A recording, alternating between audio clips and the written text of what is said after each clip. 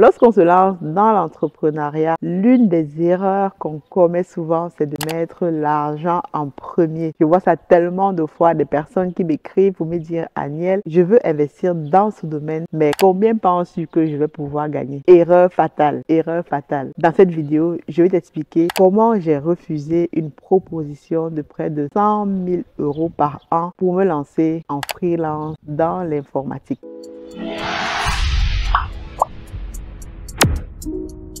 Bienvenue sur la chaîne Masora Business. Aujourd'hui, je tourne d'un endroit magnifique. Je vais partager cet endroit-ci avec toi. Le paysage qu'on a, la vue qu'on a, c'est vraiment exceptionnel. Et parfois, il faut prendre le temps de se mettre dans des endroits comme ça pour réfléchir et aussi pour prendre des vacances simplement. Donc, je profite de ce temps-ci pour te faire une vidéo extrêmement importante. Donc, lorsqu'on veut se lancer dans l'entrepreneuriat, je vois beaucoup de personnes faire une erreur fatale, c'est de demander combien je vais gagner au début. Ça, c'est vraiment une erreur fatale. Si tu commences par te poser la question combien tu vas gagner au début, au lieu de regarder la vision que tu as en te lançant dans ce domaine, c'est une mauvaise nouvelle pour toi. Tu vas pas faire très long feu. En tout cas, tu vas te décourager rapidement parce que si l'argent est la première motivation, tu ne pourras pas aller très loin parce que non seulement les challenges, mais aussi les difficultés, ce que tu vas rencontrer, et tu vas te rendre compte que tu n'as pas gagné les sommes que tu espérais. Pour illustrer tout cela, je vais te raconter une petite histoire. En 2022, lorsque je décide de me lancer en freelance dans l'informatique, j'ai déjà fait une vidéo aussi où je raconte comment est-ce que je me suis lancée en freelance. Pourquoi déjà? Mais ce que les gens ne savent pas, c'est que j'aurais pu bien continuer de travailler en tant que salarié et j'ai eu des propositions et pas des petites propositions. Donc, à un moment donné, j'ai une entreprise qui me propose à peu près 100 000 € par an. 100 000 € par an à CDI pour travailler pour elle. Si tu fais 100 000 € par an, à peu près, si tu divises ça par 12, je vais faire le calcul pour toi, que tu puisses visualiser ce montant-là directement de façon mensuelle. Donc, si je dis par exemple 100 000 divisé par 12, c'est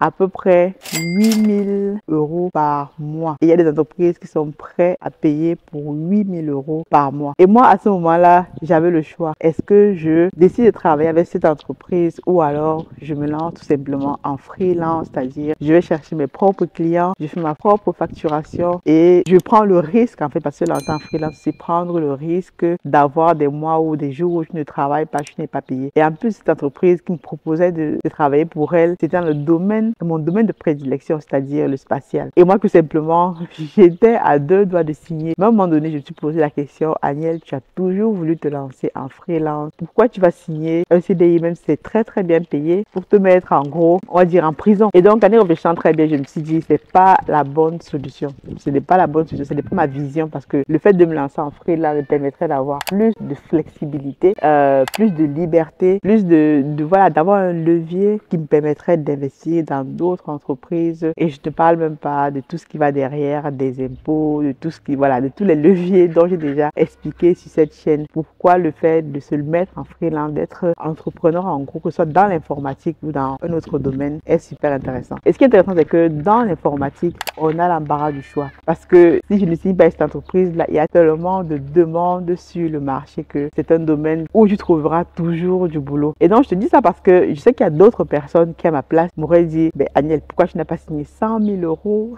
100 000 € par an, 8 000 € par mois? Mais moi, je signe direct. Et moi aussi, à un moment donné, je me suis dit: waouh, comment je veux faire si jamais ça ne marche pas, si jamais.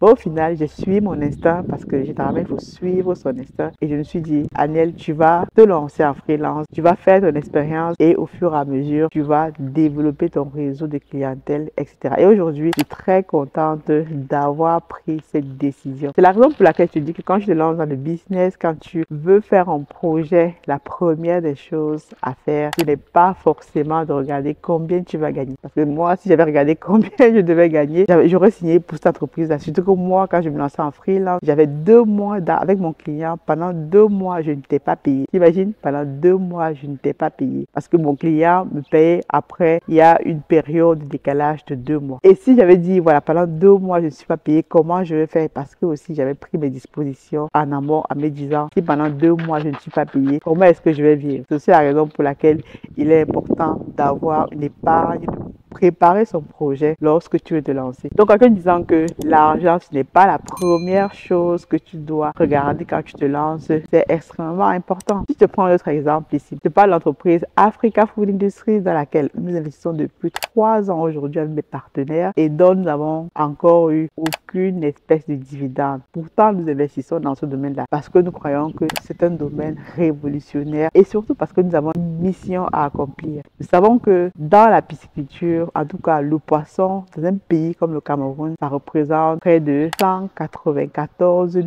tonnes de poissons qu'un pays comme le Cameroun importe tous les ans. Encore, je regarde encore ces statistiques tout à l'heure. Les 10 premiers mois de l'année 2022, le Cameroun a importé 194 000 tonnes de poissons. En termes de chiffres, c'est à peu près 135 milliards de francs CFA, à peu près 225 millions de dollars, t'imagines. Et nous, parce que je me suis dit, c'est un domaine extrêmement porteur, non seulement pour l'économie de nos pays en Afrique, mais aussi en termes de santé publique. Parce qu'on sait très bien que tout ce que nous mangeons en Afrique, les cancers que nous avons, viennent pour la plupart de l'alimentation. Et nous, on s'est dit, on va investir dans ce domaine-là. On va faire tout notre possible pour investir dans ce domaine afin d'être les meilleurs, les leaders dans la production de poissons bio, mais aussi la transformation. Et pour ça, il faut avoir une vision à long terme. Je parle souvent de vision à long terme parce que c'est ce qui va en gros driver ton investissement, c'est ce qui va en fait driver ton projet. Et si tu n'as pas de vision à long terme, tu ne peux pas la communiquer à d'autres personnes. Aujourd'hui, malgré toutes les difficultés que nous avons, nos actionnaires nous font toujours confiance parce qu'on a compris que ça ne va pas se faire en une fois, ça ne va pas se faire en un seul jour. Il faut du temps, il faut apprendre, il faut de l'expérience, il faut surtout et surtout mettre en place des stratégies pour conduire notre vision au niveau où nous devons la conduire. Donc tu vois donc que l'argent ici n'est pas la première chose que nous avons mise en avant pour investir dans ce domaine-là. D'ailleurs, si c'était l'argent que nous avons mis en première pour investir dans ce domaine, nous ne serions pas là aujourd'hui, nous aurons déjà jeté l'éponge malgré toutes les difficultés que nous avons. Mais les difficultés, c'est bien, ça fait partie de l'apprentissage, comme je dis souvent, ça fait partie du game parce que si tu n'as pas de difficultés, tu ne peux pas savoir ce que tu as fait de bien ou ce que tu as fait de mal. Donc je t'invite donc ici, si tu souhaites te lancer dans un domaine quel que ce soit, de réfléchir première des choses à la vision que tu souhaites accomplir. Laisse d'abord l'argent de côté. Lorsque tu auras la capacité d'avoir un business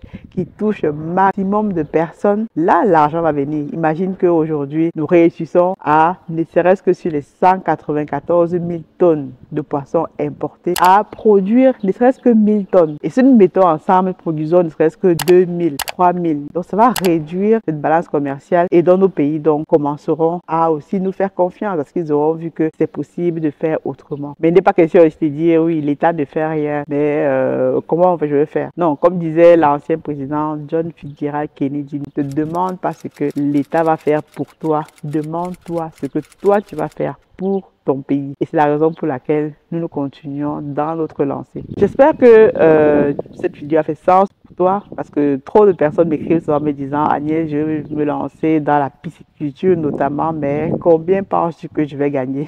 Et ça, à chaque fois, quand on me pose cette question, je comprends que la personne n'est pas encore dans le bon mindset. Il faut d'abord travailler sa vision. D'ailleurs, pour ça, je t'invite vivement le 29 juillet, tu es à Paris, au week-end de l'écrivain, au Hilton Roissy Charles de Gaulle pour une conférence dédicace du livre Investir dans la pisciculture en Afrique. À cette occasion-là, tu pourras apprendre comment est-ce que nous avons commencé dès le départ avec presque 0 euros. Comment j'ai commencé avec presque 0 euros. Et aujourd'hui, où est-ce que nous en sommes, quelles sont nos visions et surtout quelles sont les erreurs à ne pas faire si tu souhaites te lancer toi aussi dans ce domaine-là. Sur ce, je te dis donc à très bientôt.